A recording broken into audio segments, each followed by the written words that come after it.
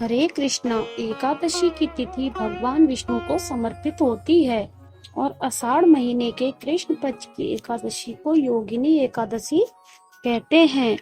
ज्योतिष की जानकार की अगर माने तो सबके हाथों कभी न कभी कोई ना कोई पाप हो ही जाता है। कुछ पाप इंसान जानबूझकर करता है तो कुछ उससे अनजाने में हो जाते हैं, लेकिन हर पाप का दंड इंसान को भुगतना ही पड़ता है। कहते हैं कि योगिनी एकादशी व्रत के प्रभाव से उन सभी पाप दोषों से मुक्ति पाई जा सकती है। योगिनी एकादशी के दिन उपवास रखने और साधना करने से सभी समस्याओं का अंत हो जाता है। यहाँ तक कि पीपल का पेड़ काटने का पाप भी इस एकादशी का व्रत करने से नष्ट हो जाता है। इंसान के कर्मों को ध्यान में रखकर ही तो ऋषि मुनियों ने व्रत और उपवास के नियम बनाए थे। ज्योतिष की जानकारों के अनुसार अगर इंसान सही नियम से व्रत और उपवास रखे तो जीवन के तमाम कष्टों से वह आजीवन मुक्त रहता है। परम कल्याणकारी योगिनी एकादशी के दिन की महिमा का वर्णन पुराणों और धर्म ग्रंथों में भी मिलता है। इससे जुड़ी एक पौराणिक कथा भी प्रचलित है। पुरातन समय में अलकापुरी का राजा कुबेर से भक्त था। हेममाली नामक एक यक्ष उनकी सेवा करता था, जो रोज शिव जी की पूजा के लिए फूल लाया करता था। एक बार हेममाली अपनी पत्नी के प्रेम में पूजा करने के लिए फूल लाने से चूक गया। तब नाराज होकर कुबेर ने हेममाली को श्राप दे डाला कि वह स्त्री के वियोग में तड़पे और मृत्यु लोक में जाकर रोगी बन जाए। श्राप के कारण ऐसा ही हुआ। फिर एक दिन हेममाली की भेंट मार्कंडेय ऋषि से हुई। ऋषि ने उसे योगिनी एकादशी का व्रत करने के लिए कहा। हेममाली ने पूरे विधि विधान से इस व्रत को किया और इस पुण्यदायी व्रत के प्रभाव से उसके सभी कष्ट दूर हो गए और वह अपनी पत्नी के साथ पुनः अलकापुरी में जाकर सुख पूर्वक रहने लगा। चलिए अब आपको बताते हैं साल 2024 में योगिनी एकादशी का व्रत कब रखा जाएगा। आषाढ़ कृष्ण पक्ष की एकादशी प्रारंभ होगी 1 जुलाई सोमवार को सुबह 10:02 से। इससे पहले तक दसवीं तिथि रहेगी और एकादशी तिथि समाप्त होगी 2 जुलाई मंगलवार की सुबह 8:04 पर। इस बार भी एकादशी तिथि 2 दिन है। ऐसे में आपके मन में अब यह प्रश्न भी होगा कि व्रत किस तिथि को रखना ज्यादा सही रहेगा। तो देखिए, जब भी एकादशी तिथियों का इस प्रकार का संयोग बनता है कि एकादशी 2 दिन पति होती, तो ऐसे में सभी लोगों को दूजी एकादशी का, यानी जिस दिन एकादशी और द्वादशी तिथि दोनों ही हो, उस दिन उपवास रखना चाहिए और अगले दिन शुभ मुहूर्त में व्रत का पारण करना चाहिए। लेकिन कुछ लोग दूसरों से सुनकर जिस दिन एकादशी लगती है उसी दिन से व्रत रखना प्रारंभ कर देते हैं और अगले दिन व्रत पारण मुहूर्त ना होते हुए भी व्रत का पारण कर लेते हैं, जिससे आपको दोष भी लग सकता है। इसलिए हमेशा आपको तिथि और शुभ मुहूर्त की जानकारी होनी चाहिए। इसलिए इस बार 2 जुलाई मंगलवार को भी योगिनी एकादशी का व्रत रखा जाएगा।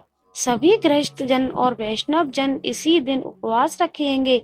अगर आप 1 जुलाई को व्रत रखने की सोच रहे हैं तो आपको बता दें कि 2 जुलाई को मंगलवार के दिन सुबह से लेकर 1:30 तक हरिवासर का समय रहेगा और इस समय व्रत नहीं खोला जा सकता। अगर आपने व्रत रख भी लिया है तो फिर आपको दोपहर 1:30 से लेकर 3 बजे तक के बीच में मंगलवार के दिन व्रत का पारण करना होगा। ऐसे में एकादशी का व्रत बहुत अधिक समय का हो जाएगा। इसलिए सभी लोगों को मंगलवार के दिन व्रत रखकर बुधवार के दिन शुभ मुहूर्त में व्रत का पारण करना चाहिए। एकादशी के दिन यानी 2 जुलाई मंगलवार को सूर्योदय सुबह 5:49 पर होगा। सूर्यास्त शाम 7:01 पर होगा। इस दिन ब्रह्म मुहूर्त सुबह 4:01 से लेकर 5:01 तक रहेगा। अभिजीत मुहूर्त दोपहर 12:04 से 12:57 तक रहेगा। अमृत काल सुबह 2:02 से 3:53 तक रहेगा और राहु काल दोपहर 3 बजे से 4:30 तक रहेगा। राहु काल को अशुभ मुहूर्तों में गिना जाता है। द्वादशी तिथि प्रारंभ होगी 2 जुलाई मंगलवार को सुबह 8:04 से। इसी के साथ हरिवासर का समय शुरू हो जाएगा और 3 जुलाई बुधवार को सुबह 7:01 पर द्वादशी तिथि समाप्त होगी। 3 जुलाई बुधवार को सूर्योदय सुबह 5:49 पर होगा। सूर्यास्त शाम 7:01 पर होगा। ब्रह्म मुहूर्त सुबह 4:01 से 5:01 तक रहेगा।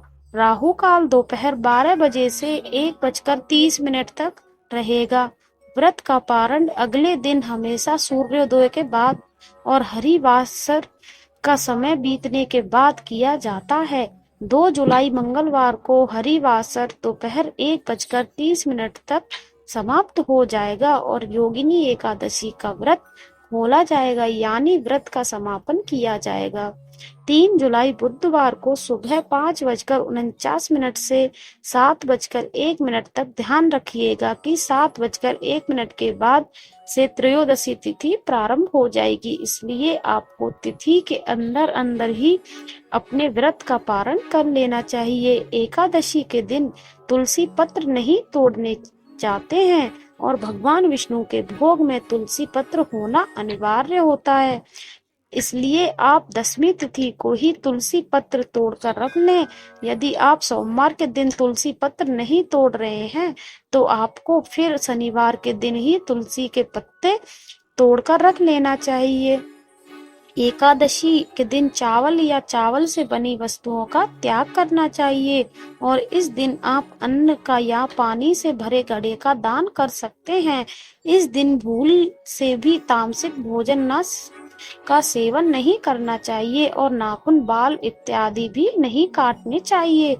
ये थी आज की वीडियो। एकादशी की व्रत कथा भी हमारे चैनल पर सुनाई जाएगी, इसलिए आप व्रत कथा भी जरूर सुनिए। जानकारी अच्छी लगी हो तो वीडियो को लाइक करके कमेंट बॉक्स में हरे कृष्णा लिखना मत भूलिए।